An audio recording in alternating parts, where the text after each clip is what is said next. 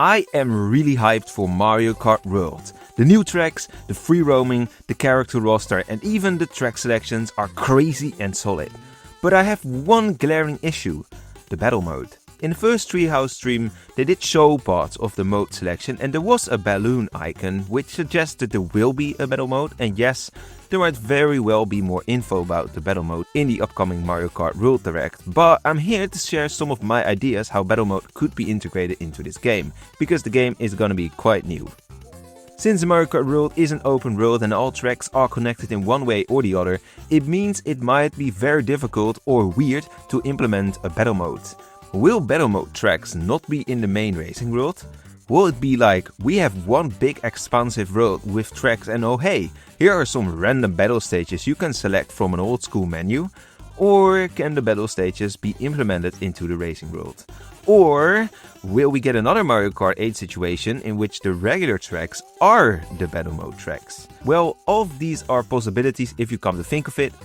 Just putting battle stages not in the world but have them in the menu as disconnected courses could work, but definitely is on the lazy side. If the battle stages are implemented in the map, we get a lot of options. Firstly, they can make up different sections of the map, like an island, and you don't see it when selecting Grand Prix, but this seems very unlikely and it's kinda boring still. What if the battle stages are literally just scattered here and there in relatively empty areas between Grand Prix tracks, but you can drive there in free roaming? And in contrast to Mario Kart 8's tracks serving as full battle stages, we can make some pretty fun stages, I'd imagine, for Mario Kart World tracks, especially if you take a track but then from a free roaming POV and then add some hazards and put a somewhat tight border to the map. Take Wario Shipyard for example, that they used at the second Treehouse stream. Why not use an area around the shipyard, put some borders there and put some item boxes?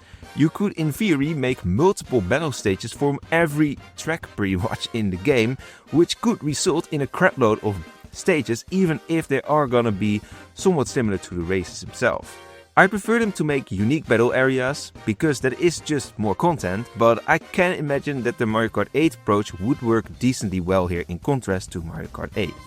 When it comes to battle mode modes, I have a lot of hope. I assume that the balloon icon we saw in the mode section is not just balloon battle, but honestly, if they execute it well, I can live with it.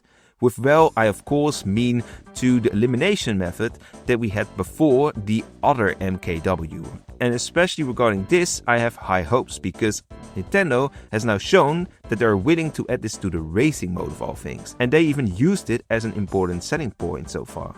Who is there to stop them from adding it back to battle mode in that case? And heck, they can actually take it to new heights by making it work like the Knockout Tour and having 24 players battle it out on 6 battle stages, eliminating 4 players per stage. If battle mode returns, I can see all the 5 game modes return from 8 Deluxe.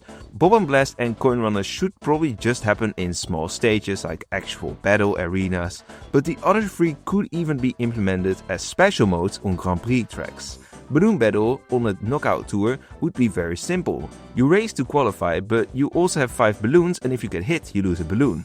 No balloons, you're out as well. This could mean that this version of Knockout Tour with balloons is gonna be quicker than the normal racing tour because, yeah, there's gonna be more people eliminated most likely, but I think it could be fun. What would be even more fun is Renegade Roundup on normal stages. There could be 2, 3 or 4 teams of 12, 8 or 6 racers respectively, and every team has an equal amount of cops and thieves.